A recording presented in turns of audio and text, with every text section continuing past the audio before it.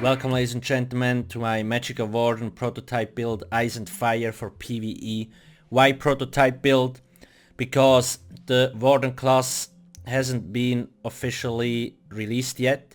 This is all theoretical, so I just want to start Theorycrafting as soon as possible.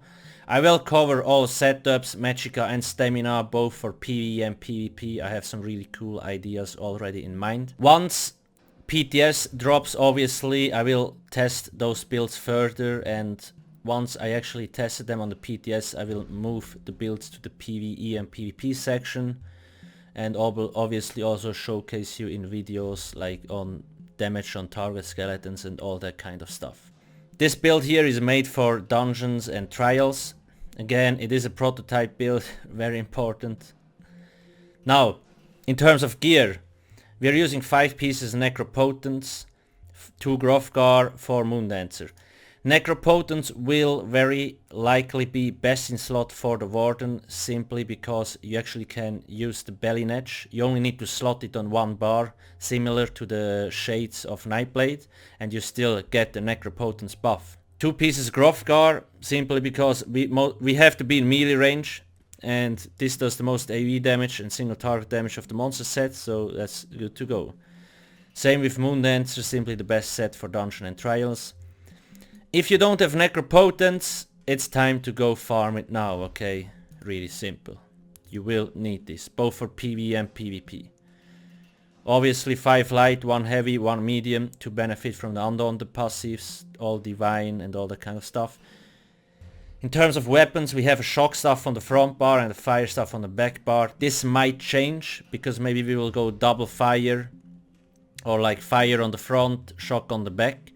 The reason why I think shock might perform better on the front bar is because we have a lot of AoE skills.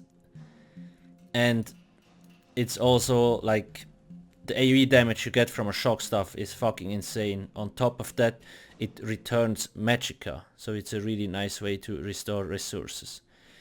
I will touch on resource management at the end. I also have a beginner setup, same Necropotence, just go farm it now, you have time. As a skill factory has already the Warden built in, so you can Theorycraft your builds here if you want to. So I will put the link into the description, so you can go check it out. Now on the front bar we have Growing Swarm. Before effect ends, dealing additional damage. So basically if you reapply this before it ends, then it will do more damage. The other morph basically functions like when the effect ends, it will spread out to 6 more targets. But as we always want to have as much single target DPS as possible in trials and dungeons, you want to go for this morph. Elemental Blockade. This is basically a must-have for all setups because it deals so much damage. At the moment we have it on the front bar with the lightning. This might change. The main reason why it is here at the moment is because of the destruction staff passive Ancient Knowledge. You see, you need to have a destruction staff ability slotted to gain the 8% single target or AoE damage. Otherwise it's not working, and it's only one here, so that's why you have it here. Screaming Cliff Razor, this is basically your spammable like Force Pulse or Lava Whip. Now, if dealing damage from greater than 15 meter, deal 15% more damage. We have to be in melee range, so we will most likely not get the 15% damage. That's why I'm not sure yet. Maybe we will use Force Pulse instead of Cliff Razor to get more damage. If that's the case, we actually can slot the blockade on the back bar. And then it will be a fire blockade, which will do more damage. We will see which one will perform better. This is also this is the reason why we have to be melee impaling shards. We'll get to that later. Harness Magicka, must have. You want to have a shield or you will die. Really simple. If you die, your raid leader will not be happy. So fucking use this.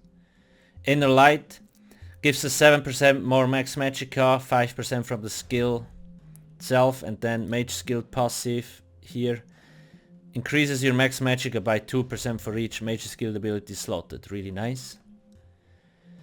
Sleet Storm. Now we do actually not use this ultimate. The only reason it is there is because it gives us 8% max Magicka. So we will have more Magicka than actually Magicka Zorks. because we have like, you have 8% and 7%, that's 15% more max Magicka on top of the necropotence. That's fucking insane. Second bar, Crystallized Shield. Now this is also something I want to point out. You see, successfully absorbing projectiles grants the caster major heroism.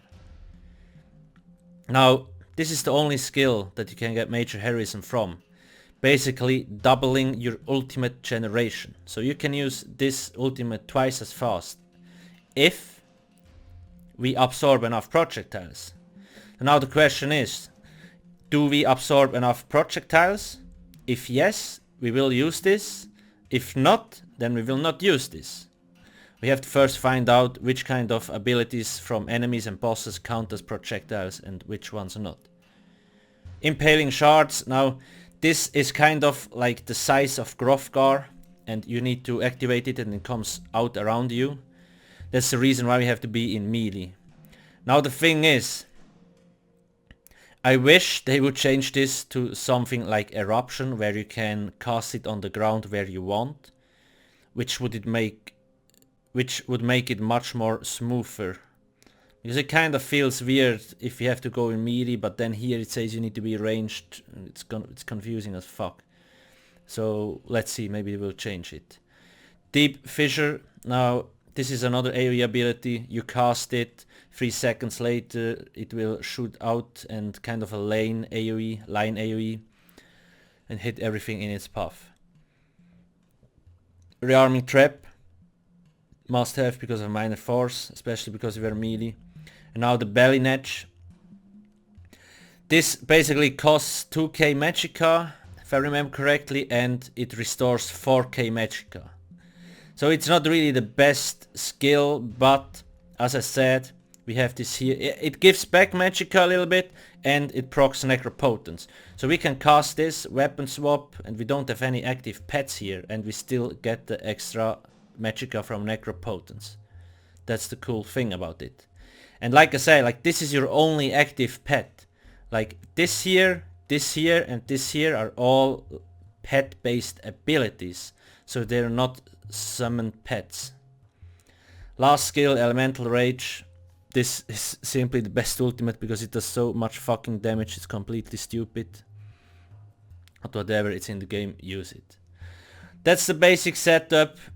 The Warden, in terms of DPS, it doesn't really have super good passives. Now here I want to mention, like, you see there's not a lot of good stuff here. Piercing Cold increases your physical and cold damage by 12%. I do think, if I remember correctly, it's not 12, it's 6, but we will see. If it's actually 12%, it would be fucking OP, but if I remember correctly, it's only 6%. Just saying. This might be a tooltip error. Now this is kind of the healing tree, so there's not a lot of, like, it has the same issue as a Templar, right? It has a healing tree, so there is nothing really in there for damage dealers in PvE. And same thing here, like this is nice, it gives you ultimate, and the companions do more damage. But other than that, there is not really something that you really can use as a Magicka damage dealer or a stamina damage dealer. That's what I think they need to change a little bit, but on the other hand, they want to make the class balanced for all kind of setups, so maybe it's fine. In terms of champion points, this is a type of here, it should be 630. It's basically really similar to the other setups, nothing special. The only thing that might change is the Magician, because they might completely remove the reduced spell cost from the champion skill tree. Now if that's the case, we will have to see and change around a little bit. You can read here why I put some stuff. Now, resource management with this class. Like I said, the Belly Netch is the only ability that actually returns Magicka, and it's not a lot. So resource management will be very tricky if they don't change anything. That's why I think we're gonna have to do heavy attacks or spell symmetry or something, especially if they make those champion point changes. But we will see that once PTS drops. Now, if you do have any ideas or suggestions or what you would like to see, please leave a comment down below. Thank you for watching and have a nice day. Cheers.